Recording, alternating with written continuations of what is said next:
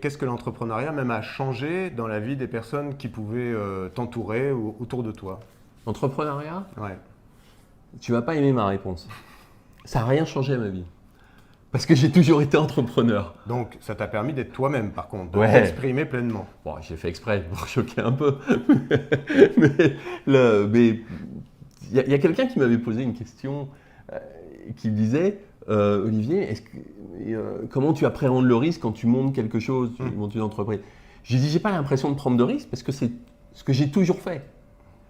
Les seules fois où j'ai été salarié, c'est quand mon père il m'a viré de la maison, c'est-à-dire il m'a dit tu vas pas rester. Je vais raconter l'histoire complète. Il y avait la rentrée des classes à l'IUT et 2 jours avant, je me suis cassé la jambe en moto. Donc je ne pouvais plus y aller en cours. Donc convalescence, machin et tout. Et mon père qui me dit, à juste titre, tu ne vas pas rester à glander à la maison. Donc j'ai été chercher du boulot, j'ai fait de l'intérim. Bon, comme j'en avais rien à cirer, mais ça me gonflait complètement. Il dit, ok, bon, je bosse un mois et je partais 2 mois en vacances, quoi. Donc là, c'était sur le modèle. Donc j'avais jamais eu l'impression de prendre des risques parce que j'ai toujours entrepris. Encore une fois, le peu de fois que j'étais salarié, c'était au début. Et donc l'entrepreneuriat, non, il n'a rien changé, mais comme tu l'as dit, à juste titre, il t'a permis d'être toi-même. C'est entièrement vrai. C'est ce que j'avais en moi et c'est ce que j'ai toujours voulu faire. Tu vois, par exemple, il y a une dizaine d'années, tu sais, sur les sites, là, les copains d'avant, machin et tout, j'ai retrouvé des anciens amis lorsqu'on était adolescents. Et une fille qui s'appelle Odile, et puis alors on a passé 3 heures au téléphone à se raconter les 20 ans pendant lesquels on ne s'est pas vu. Puis elle m'a dit à un moment, donc quand je lui ai dit tout ce que j'avais fait, elle m'a dit ouais, ça me semblait évident, puisque toi, tu parlais de business, alors que nous, on parlait, j'en sais rien, peut-être d'aller fumer un pétard, je m'en rappelle pas, mais je dirais des préoccupations d'ado, alors que moi, je réfléchissais comment on monte un business, comment on fait pour avoir sa liberté ou faire ce qu'on a envie de sa vie. Et ça a toujours été en moi.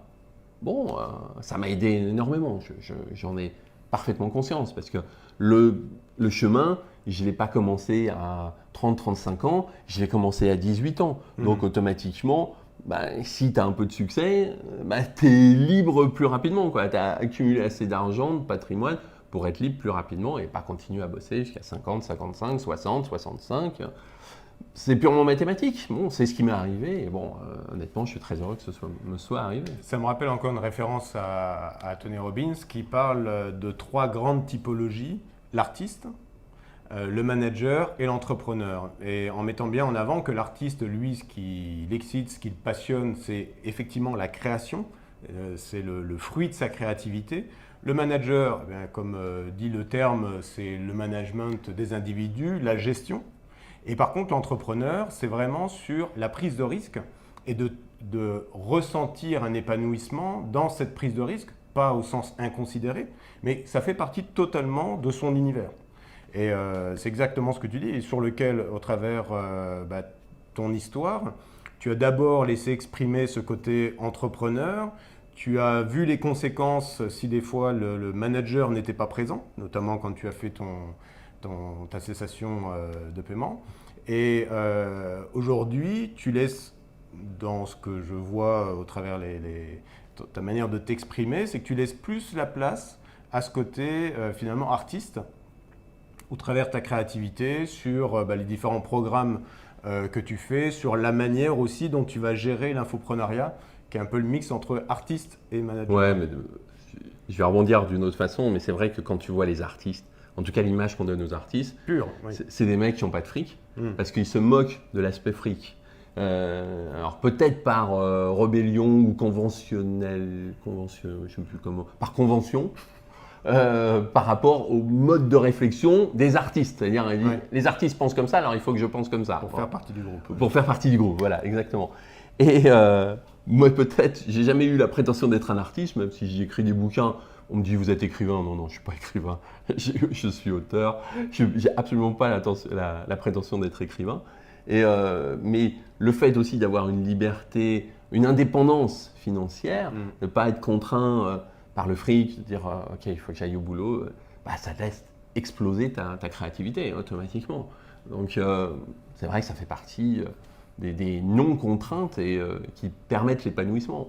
Parce que même si j'ai beaucoup parlé d'argent dans ma vie et j'ai fait en sorte de gagner de l'argent, c'est pas complètement vrai. J'ai jamais fait en sorte de gagner de l'argent. Moi, mon leitmotiv, c'était la liberté. Comment je fais pour avoir un maximum de liberté? Donc, il fallait que je gagne mon argent plus rapidement que fallait que je le gagne en 2 heures, 3 heures dans la journée pour avoir plus de temps pour moi, alors qu'il y en a d'autres qui le gagnent en 8, 9, 10 heures dans la journée. C'est juste ça, hein, c'est combien je gagne de l'heure, c'est le taux horaire. Après, on développe des modèles de productivité, d'efficacité, etc. Mais c'est vraiment ça, ça ne va pas beaucoup plus loin que ça. Après, pourquoi on fait les choses? Je pense qu'il faut avoir le courage de les faire, ne pas avoir peur du changement, parce que les gens ne changent pas parce qu'ils ont peur du changement. Et ce que j'aime bien dire, c'est que les gens veulent que ça change, mais ils ne veulent pas changer eux-mêmes. Oui, et comme disait Einstein, c'est un peu bête d'imaginer avoir un résultat différent si on continue à faire toujours la même chose. Et si on fait toujours plus de la même chose, on aurait toujours plus du même résultat. Donc, c'est pour ça d'ailleurs, quand ça marche bien, pareil, Tony dit, quand ça marche bien, continuez à faire ce qui marche bien et amplifiez-le, puisque c'est déjà une recette du succès. C'est clair, mais il y a beaucoup de gens qui se disent, ben ouais, mais peut-être si j'essaye autre chose, ça sera mieux et tout. Peut-être, on n'a pas la réponse, mais en tout cas, il faut continuer dans un schéma. Moi, c'est vrai que, par exemple, même dans ce business aujourd'hui de l'infoprenariat, bien sûr, on a un groupe, on entend comment ils fonctionnent, ce qu'ils veulent bien dire ou pas dire, parce que des fois, ils ne veulent pas dire qu'ils fonctionnent moins bien que l'autre, hein, ou ce que l'autre pense, enfin dit de son business. Hein.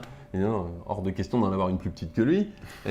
Donc c'est vrai qu'on peut se laisser influencer. Et bon, heureusement, je dirais que même si je ne peux pas dire que je me fais pas un peu polluer quelquefois, mais j'essaye de récupérer mes esprits, dans le sens, je me dis, Olivier, attends, oula, ton truc il tourne très bien comme ça, ne te casse pas la tête, améliore-le, développe des trucs en parallèle, mais garde déjà au moins le modèle qui fonctionne.